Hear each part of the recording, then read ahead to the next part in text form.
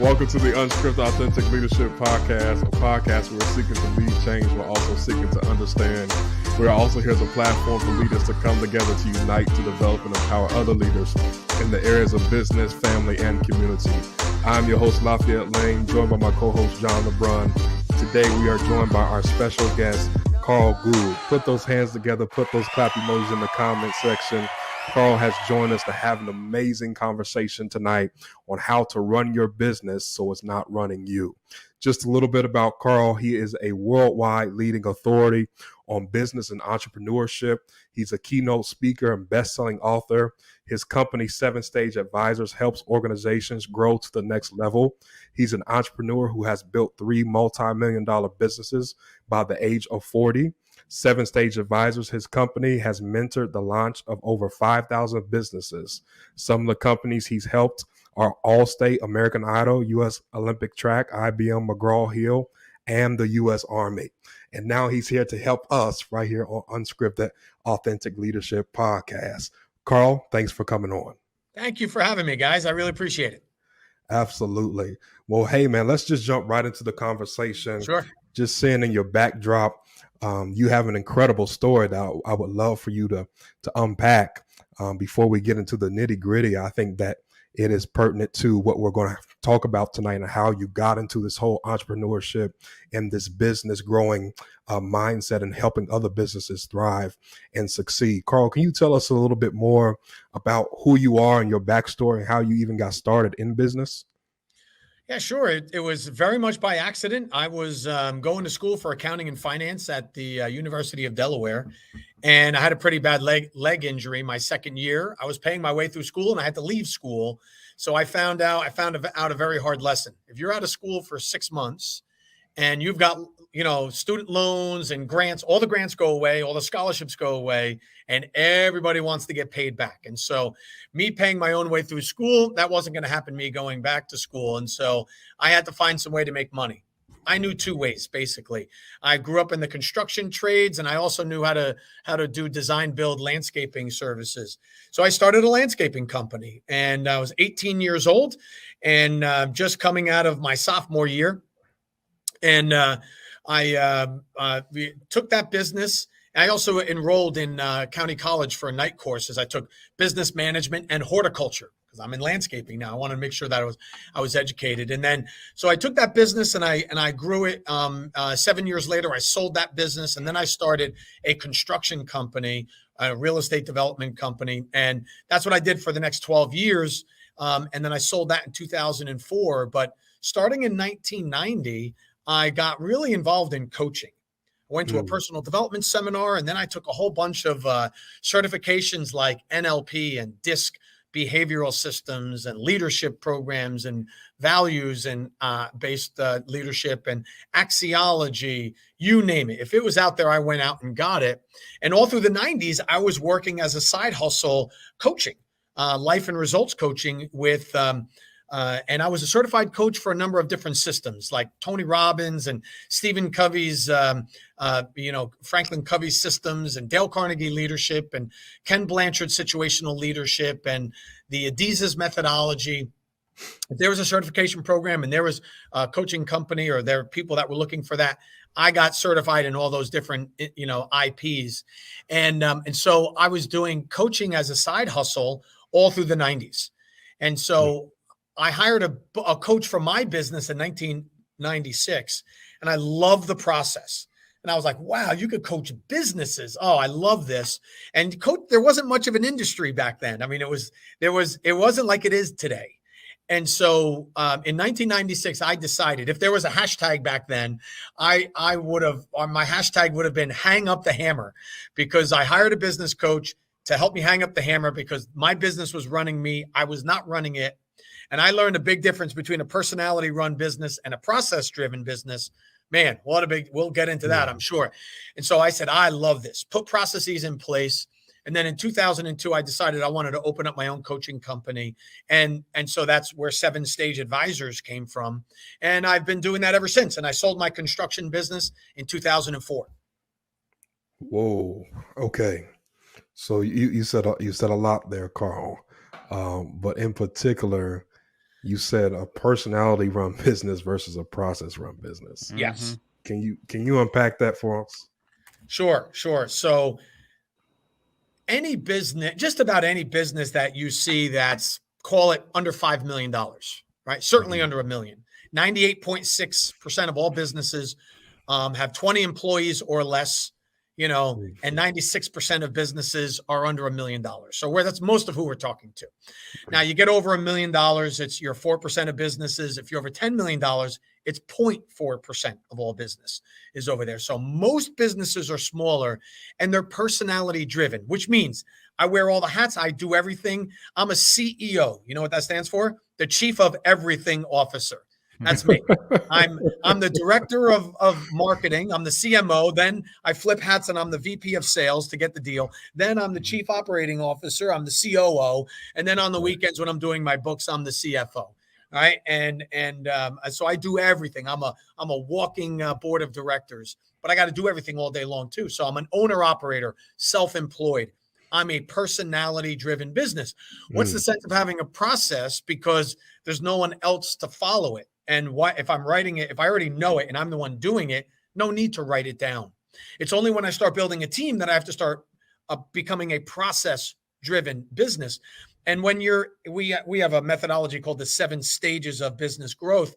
And the first 3 stages are really where the self-employed live and where you might have a few other people with you. So it's not really process-driven, it's personality-driven. In other words, we all believe in the mission and vision. We all believe in what we want to make of this company. And so it's all hands on deck. And we roll up our sleeves and do what we have to do to get the job done. We're very effective, but we're not very efficient. It's only when we start bringing on people and I have to turn my back to you and go do my work or you go do your work. As soon as we turn our back to each other, I don't mean like adversarial, but you're working in some other part of the business. I can't see you. I don't know what you're saying. I'm not in the same room with you. Our language now is our systems and our processes. That's how we speak to each other. So I send you a calendar invite. It's got instructions on it. That's a process.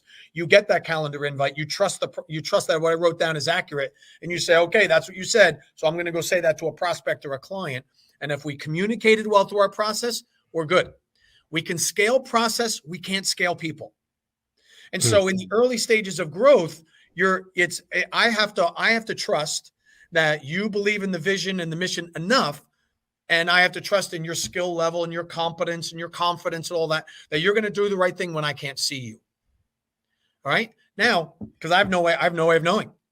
And you have no way of knowing with me either. So our personalities have to overlap enough, and we have to believe in what we're doing enough to make sure that we're going in the right direction. Once we start communicating through processes, then we can scale it. Now, if I send out a calendar invite to one person, I can invite 2 other or 3 other or 4 other or 10 other people to that if they're all doing the same task. So if I've got 10 people going to 10 different trade shows, I can send the same calendar invite or email with the same instructions, with the same scripts. Everybody follows it. And in 10 different places, we're all speaking the same script. We're all singing the same tune. And so when it comes to business growth, you can be a personality run business. When it comes to business scaling, you must be a process driven business. So I think what you're saying is, as a process run business, everything must be basically duplicatable. Does that sound about, or as much as possible? As much as possible, right? Yeah. Correct. So how important is the simplicity of the processes then? Like, can they get just too complex? Does that matter? I mean, I used to work for a large auto software company here in Dayton, Ohio. And everything we did, I learned real quick, went on a process document. So the simplest of things, there's a process document. The most complex of things, process document. There was a way we scheduled meetings. There was a way we did everything throughout the company. And basically, if I got hit by a bus the next day, even as a manager or a supervisor, somebody could come in and sit in my seat and do the exact same job. Would it be as effective or not? Close enough, basically. No. Right? Because we had a process. Like, how do you do this? How do we do emails? The emails were the same across the company. Signatures were the same. The subject lines, literally the subject lines had a set process to how they write subject lines. I mean, everything. And it seems ridiculous, but actually it made the job pretty easy.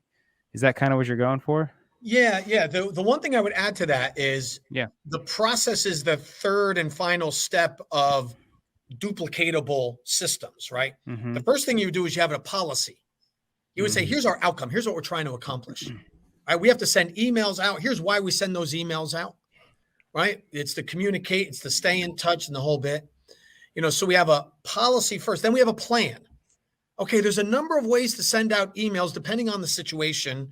If the person's happy with us, this is the one. If they're mad with us, here's the one. If they're if this is the first email ever, we want to introduce ourselves. And so we have a policy that kind of lays out the outcome, then a plan that explains the approach and why we're doing this. Then there's the process.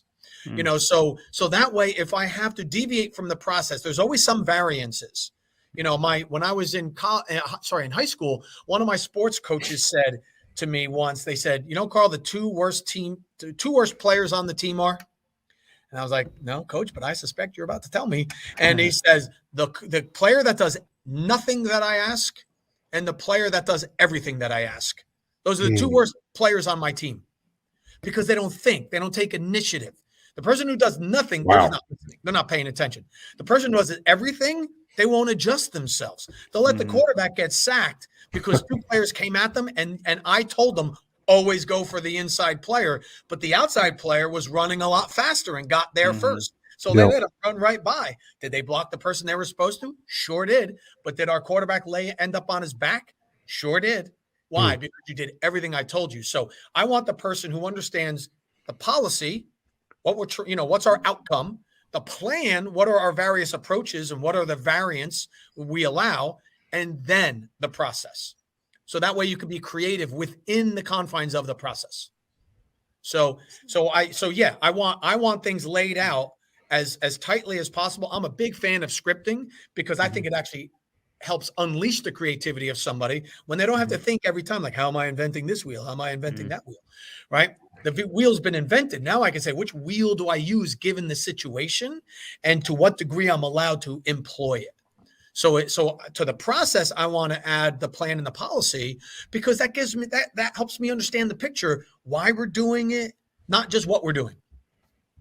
Yeah. Okay. So it seems like there would be to really elevate having a process run business, there would be a emphasis on finding or teaching people how to, and this doesn't sound ridiculous, but it's true, like how to think. How to think and when to think. Yeah. When to think, so you, when you greet somebody, don't have to think. Got a couple of greetings.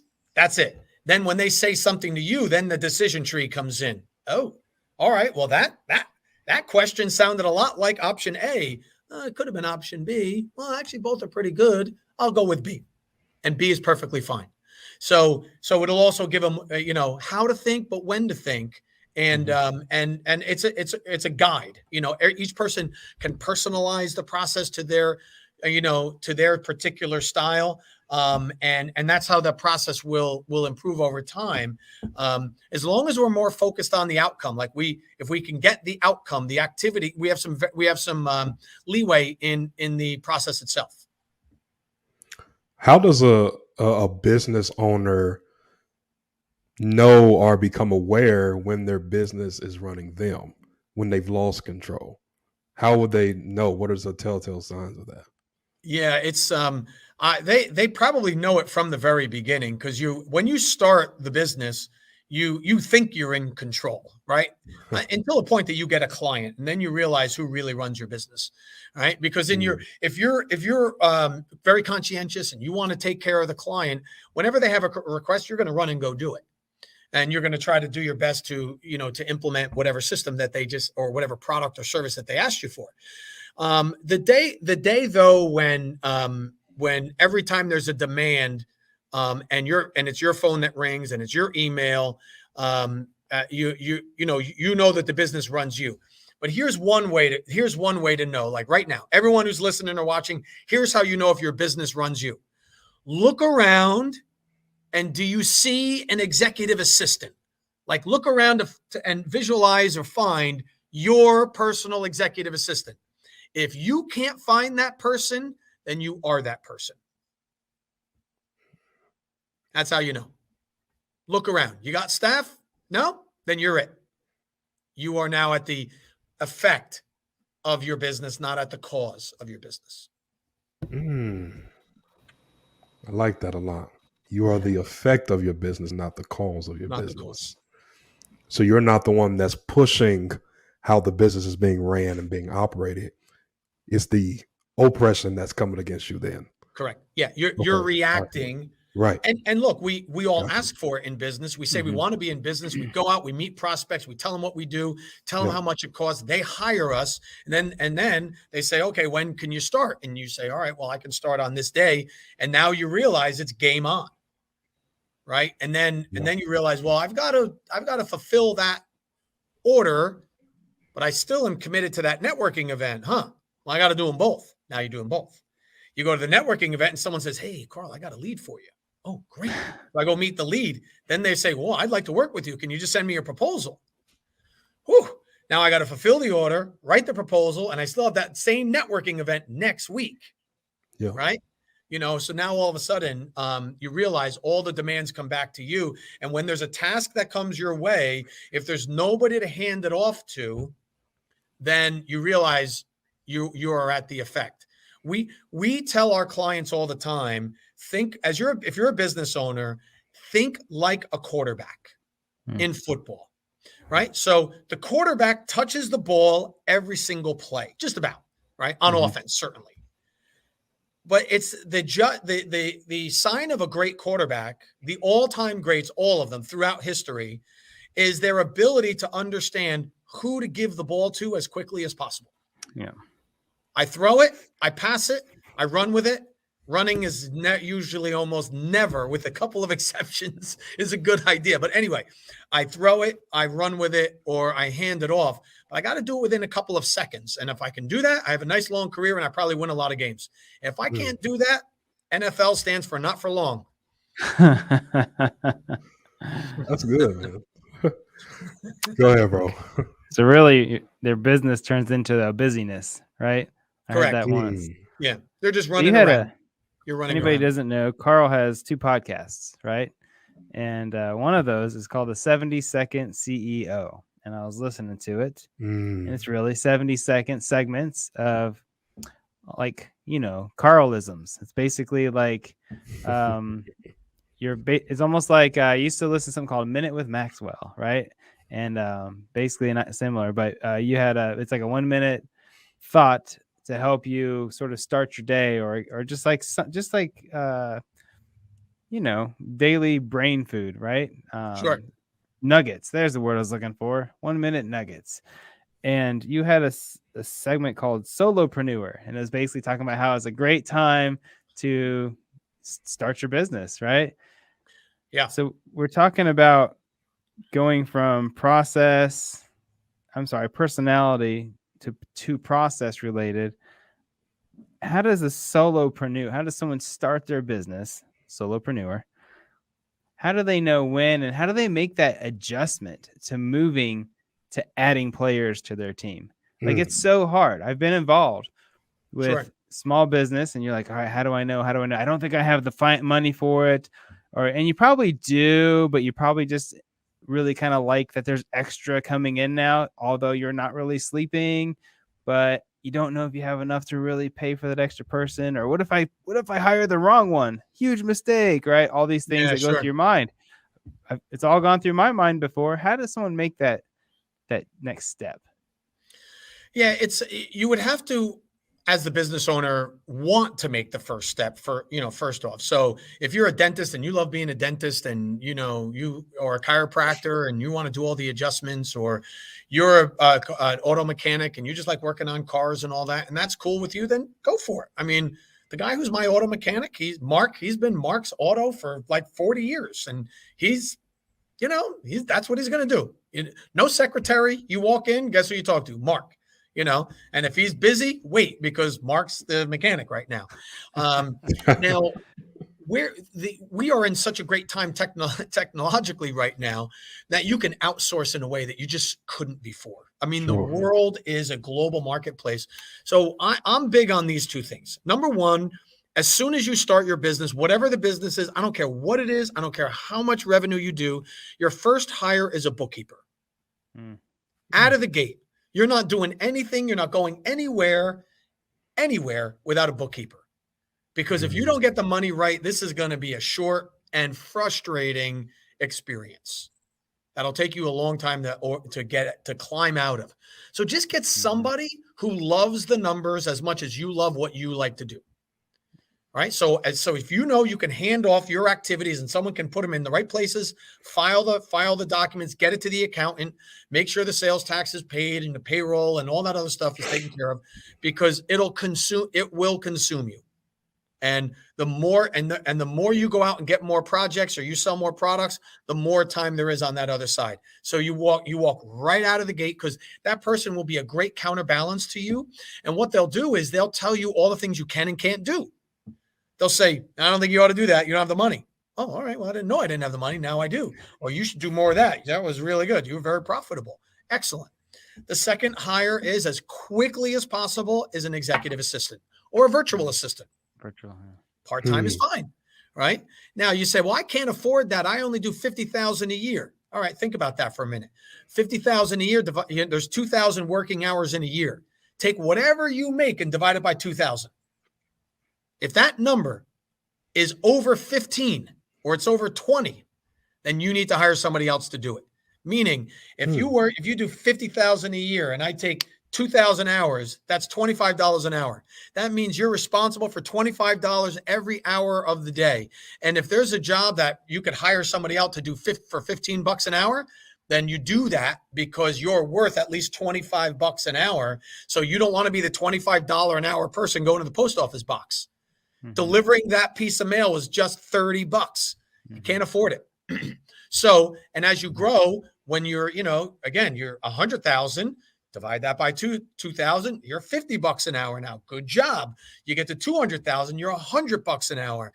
So the more your business starts to take off, the less and less you have to shed part of your job description. We say you have to shed 20% of your current job description every year. Hand off 20%. Get that in the hands of your bookkeeper. Get that in the hands of a virtual assistant. That virtual assistant will handle almost all of your administrative work. And then, soon it'll be an office manager, or, maybe it's an estimator or a graphic designer or somebody who handles, somebody handles your social media, whatever that is. But unless it requires, always track what your hourly rate is to the business. You're $1 million company, you're $500 an hour. So unless it costs $500, if it's anything under that, you're outsourcing it. That's so good. That thought process is gold. So many people don't understand. Like, you want to be a business owner, you have to have business owner mindset, right? You got to start thinking like that and stop thinking like the employee who says, I have to do as many hours as possible so I can make more money. You now your value is, as you said, $25 an hour, $50 per hour. Stop doing the $15 an hour tasks. I know it costs something, but in the long term, you'll make up for it with your $50 an hour mindset or jobs or work ethic. Yeah, if you look at it, you say, oh my God, that's $15. There's 10 hours. That's $150. Yeah, that might be a lot of money, but in that same 10 hours, you can make 25 times 10, 250. So every time every time I hand off something to that person, I make $10. I make $10. I make $10. I make $10 because everything I go out and do is $25 and I pay somebody $15. You could scale that baby all day long. Because remember, you're the quarterback. I get a task. That's a football. Every time that's a $10 football, $10 for you, $10 for you, $10 for you, and just keep handing them off all day long. Because if you look at somebody, I remember when I was a kid and I looked at Bill Gates, I was like, I got the same 24 hours he does. Yeah, and you could say, well, yeah, he's got a software and everything. But you know what? He leverages to other people. He had the same 24 hours I do. He's got the same 24 hours that you do. He was able to find a business model where he can employ that person who made him a little bit. I think it was the the founder of Woolworth, the department store, said, I would rather have a little bit from a lot of men than a lot from a few men. So I think this could also be applied to people with other things outside of the company. So Sure. 5 years ago, I made the decision until a week ago, which I regret, to not mow my lawn anymore. I'm like, why am I doing this? It costs $35 to have a guy show up and do it. And because I would hear people say, oh, I love mowing the lawn. I love mowing. I'm like, I have way better things to do than mow the lawn. I mean, but plus I thought it's $35. It takes at least 2 hours if you count getting ready, doing it, and cleaning up afterwards. It's like same with oil changes. Don't do those anymore. And I thought, I'm gonna offload this. It takes less things I have to worry about every single week. And then last week, because I moved, I had to hire I didn't hire somebody yet, and I decided to do it myself. And I literally pulled a muscle in my back. Terrible mistake, but yes. But you realize how much time it freed up. I didn't have to think. Okay, what day of the week am I going to mow my lawn? Right. Which day of the week am I going to rake all my leaves? Okay, now I got all the stuff. How do I get rid of it? There's just so much to keep. I gotta get maintenance on this mower and And I promise you, I actually had thoughts. I thought, okay, everybody thinks I just didn't want to do it because John doesn't like yard work and he's lazy. Nope, better things to do. But before that, I thought I almost started second guessing myself. I was like, is there more to this lawn thing than I remember? Because everybody loves mowing their lawn. And then, of course, I got the privilege to mow my lawn last week, and I thought, nope, still hate it. And it's totally worth the $35 a week to have someone mow your lawn. If you could just bottle that twinge in your back, so anytime you thought like, hey, Lafayette, I'm gonna go mow my no, I'm not. No, I'm not. Nope. I wish we had that like little zapper, that would just remind us. So when it would have happened, Yeah, the power of the handoff. I love that. That's right. You talk about these 7 stages that a business can implement to help them tremendously grow and succeed. Can you kind of unpack that for us? Sure. So what we've learned over the years after working with thousands of businesses is that there's 7 developmental stages that you go through as you grow and scale your business, and sequence matters. You've got to do these in order. And so stage 1 is the strategic planning stage, where you get all those great ideas out of your head onto paper, and it's got to be compelling and inspiring because people have to believe in your mission and vision. So because in the beginning, you're not going to have systems. Stage 2 is the specialty stage, and that's where an expert or an authority is born. Got a great mission and vision. You got a great plan. You take off. You're a high-priced, highly acclaimed and in-demand practitioner. You're self-employed. You're out there making it happen. Good for you. All right. You get so busy, you got to go to stage 3. Stage 3 is the synergy stage, and that's where you start building your implementation team. I don't have systems yet, but here's where we've got to turn our back to each other and go do our thing and trust that the other person is really doing what they promise. Then we go to stage 4. Stage 4 is the systems stage, and that's where you decide what kind of business you're going to become over time. Are you going to be a closed system like Apple? Are you going to be a licensing company like Google or Microsoft?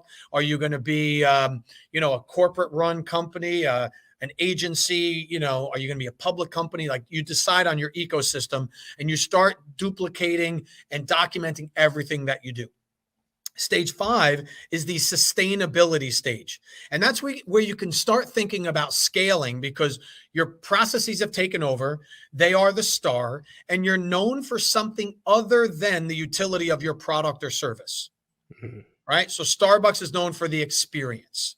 They're not known necessarily for great coffee. They have great coffee, but it's more about the experience. So they're known for something other than the utility of their product or service. So at stage 5, you can think like franchise companies or multi-unit and multi-location companies. And then stage 6 is the saleability stage, and that's where an asset is born. Here's where you're rolling up or doing an IPO or acquiring or selling your business, but you're building your business through acquisition, and your business is now an asset, and you can maximize its saleability during this time. And then stage 7 is the succession stage, where you get to fire employee number 1 and you get to put a leadership team in your place. And the day that you do that, the value of the business actually rises because of the leadership team you put in place. So you follow those in sequence. This should be something that should pretty much be done day one before even launching the business, correct? Yeah, you know, if you think about the next vacation you're about to go on, and all the planning you do for that, most people plan their vacation more than they plan their businesses. You know, they get a couple of clients. I call it friends working for friends. So you find someone who you've known or in your network. They want you to do a project. You do a project for them. You do a really good job. So they recommend you do a friend of yours. And so now you're friends dealing with friends. Well, in business, you have to become strangers selling to strangers. So I meet somebody or I hire somebody that I didn't know before. They go out and they prospect and they get a lead from another business owner I've never heard before. And they go and work with them right now. And then we're done with that. And they recommend us to somebody. And I've never heard of that person either. So now we're strangers selling to strangers. So in the beginning, you're friends selling to friends, but you got to get to the point where you're strangers selling to strangers. Go ahead, bro. I'm taking notes as fast as I can, and only to realize it's recorded. Exactly. We'll come back. We'll come back and listen to it. So the 7 stages, is this, and I believe Lafayette kind of alluded to it. Do you recommend people sit down when they're planning out their business and say, okay, here's how we're going to make it long term through these 7 stages over the next, I'm going to guess, maybe 15, 20-year plan kind of thing? But how, I would imagine building that out, it's got to adjust and change and pivot a bunch along the way. It will. And you'll course correct as you go, and that's okay. But you want to know your starting point and your end point, because you're likely to reverse engineer the business. So if you say, hey, I'm in this for 10 years, and for whatever the reason, I'm out in 10 years. You want to sell, you retire, or you name it. Yeah. And so you say, I got a 10-year horizon here. And so you say, okay, well, what's my number? How much do I need? You know? And so so if I need that much in revenue, then how many clients is that? How much would I charge them? And then you work your way back and say, well, that's a lot of clients. That's a lot of money. That's a lot of staff. And then you work your way back to the first year and say, well, what am I likely to do in the next 12 months? What am I likely to do in the next 12 months after that? If I had that client base, what would happen the third 12 months? And we find that people are actually very, very accurate. They have really good instincts about what their business can and can't be. And with some guidance and some direction, they're actually very accurate in their projections for what their business can become. So basically understand what you want long-term, right? And what do you want long-term with your business? So are you looking for an exit, or are you looking to pass it along as a legacy to family? Are you looking, is that kind of what you're getting at? And then reverse that from there. Exactly. So for example, perfect example is a family-run business. You know, let's say you're the second generation or, you know, one of the following generations, and you're 50 years old. Well, you've got 15 years, and it's your job to pass it along to the next generation after that, having the business being in better shape than when you got it. That's a very clean plan. I got 15 years. Here's my successors. You know, the business is here. I got to get it to there. It's got to be I've got to grow it. It's got to be more revenue, more profit, nice and stable, you know, and it's my job to navigate all the ups and downs throughout the next 15 years and build a retirement for myself and then leave an asset to the next generation, whoever that might be. Wow. It seems like so common sense, but I think so many people just get started. And I'm glad they got started versus not. But just think if they would take the steps to put that goal in mind long term and use that as a GPS to guide your decisions along the way, right?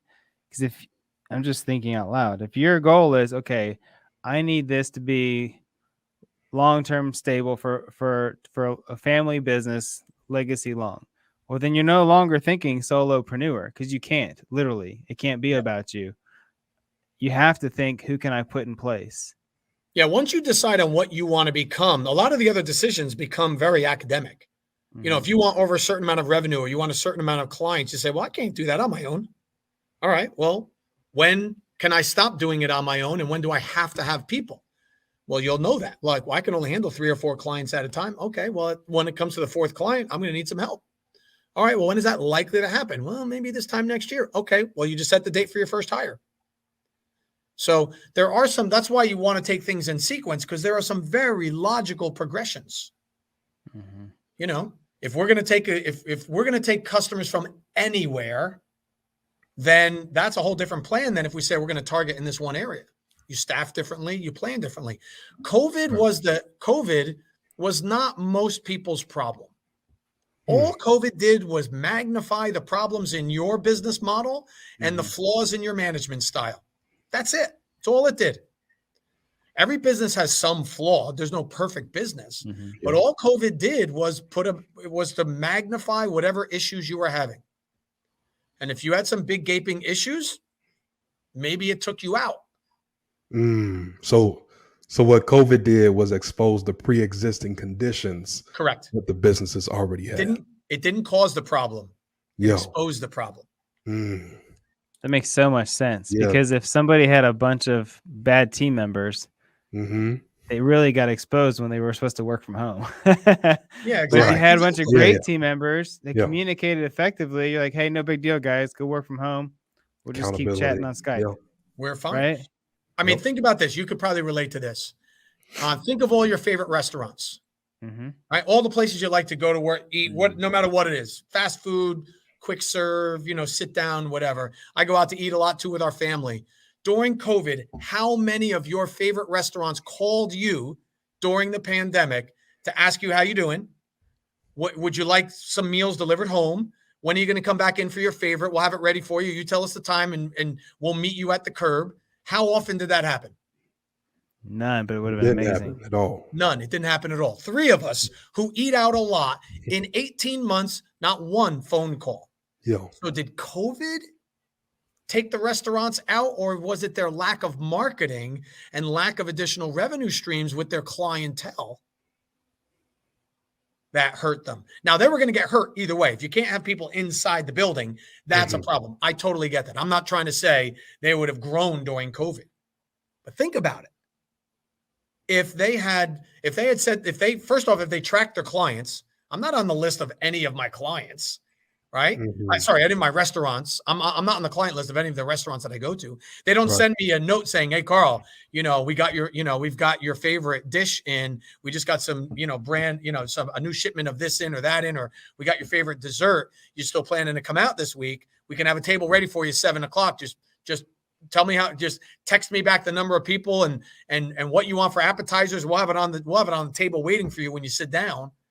Right. I never got that text. I never got that email. I never got that tweet or that Facebook post. Nothing. I didn't get any of those. Right. But imagine if they did, if they tracked who their client was and they communicated with them regularly. I mean, there's at-home delivery, there's curbside, there's eating outside, depending on the time of year. Sit in your car in the parking lot. We'll bring it right out to you. That's the way the restaurants used to be in the olden days anyway. They were all drive. A lot of them were drive-in restaurants, So there were things to do there. Well, what happened was COVID hits and it magnifies their business model, right? The business model is I open up, I tell Google when I'm open, and then I hope people show up. Well, guess what? When the world said that doesn't work right now, you have to say, what are the other ways I get clients? They never built out the other ways. So it goes back to the personality process versus having the system process in place. Because a lot of these restaurants, we talk about personality as far as a restaurant, they're going off a brand name. Well, people are going to come because of the brand name, Starbucks, McDonald's, but no mobile app ordering, no curbside, like you said, no even, hey, we can deliver your groceries to you at your doorstep, contactless delivery. That wasn't in place. So they're kind of having that reactive instead of that proactive system. Right on. Yep. Okay. And a lot of them panicked. This was the most ruthless economic correction I have ever seen.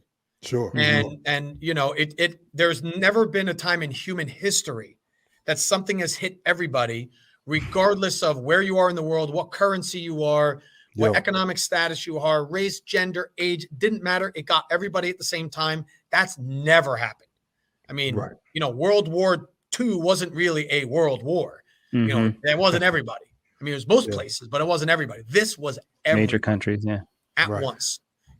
So I mean, look, it was brutal and it was ruthless, right? And it was merciless. And I feel for anyone who's gone through the process, but you got to walk out of this saying, what did this magnify in my management style and my business model? And if you're honest with yourself and you said, you know what, here's what I need to work on. Now is the time to do it. Yeah. It amazes me that more companies don't have data on their clients, like you said, because, for example, on your birthday, if you think about it, you should be getting like 75 text messages for free offers. Like one of the things we don't collect lots of data, but one of the things we ask for our newsletter subscribers are, hey, what's your birthday? Why? Because that's most people's most special day of the year. And I would love to be able to just send them a happy birthday, here's something, right? So by the way, if you're filling that out, put your birthday in there, you might get something. But I mean, why wouldn't a restaurant say, hey, happy birthday, here's a free cake slice when you come in? Most of the time they're going to order more, first of all. If they don't, they're at least going to tell their friends at work, oh, I'm going to go to Cheesecake Factory. I got a free cake slice. Oh, Cheesecake Factory does sound actually pretty good, right? It's like free. I don't understand why people don't do it, but it's got to be simple. I mean, it's simple. It's not everybody thinks about it. I mean, it's, there's a big difference between doing your technical work and being a business manager. I mean, they're just different skills. It's a different skill set. And most of us are good at our technical job. Like I might be a really good dentist, or I might be a really good accountant or lawyer, but it doesn't mean I'm a good business manager or a marketer, so it's not that's not, it's taught now more in schools. And, my daughter in grade school took an entrepreneurship class, which is great. I mean, I never had an entrepreneurship class in grade school. I'm like, wow, this is amazing. This is awesome. So it is more and more available, but it's just, the practical street, there's a school of hard knocks and running your business, and that street smarts is that's something you've got to acquire. You got to live that a little bit. Carl, leave our audience, if you would, a last piece of advice or something that's on your heart that you feel like that they need to hear. Yeah. So I've spent my career helping people start their own businesses.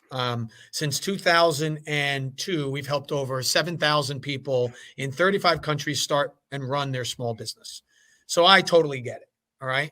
Now I get I applaud anyone who starts a company for any reason at all. Good on you. I love it. Absolutely love it. But understand the business you're in. You are in the marketing business, no matter what your business is. You have to constantly, without fail, never stop, continuously generate leads and sell. Okay. And you can't ever turn that valve off, no matter how much it hurts, how much you don't feel like doing it, how tired you are, how nice it is in your pool on a Friday afternoon, and you got to run inside and put a suit on and run to that networking event. You got to do it. Because the being an entrepreneur is just an unforgiving endeavor. It doesn't care what your problems are. It just doesn't. I'm sorry. It just doesn't. People ask me all the time, Lafayette, they say, when does it get easy? Like, you've been doing this for a while, Carl. Like, when does it get easy? And if you want to look this day up on the calendar, if you can find it, this will be your day for you. The day is never. Never. It doesn't get any easier. Right? You can get better. You can be a little bit more effective. You can get more efficient, but it doesn't get easy because everybody's gunning for your seat at the table. And, and that's why only 1 in 15 people are entrepreneurs to start with. Right. So it's, you got to enjoy at least what you do or how you do it or why you do it, because it is a relentless pursuit. And if you're up for it, there's nothing better in the world. And if you're not up for it, there's nothing more stressful in the world. Absolutely. It's crazy that you said about that easy piece.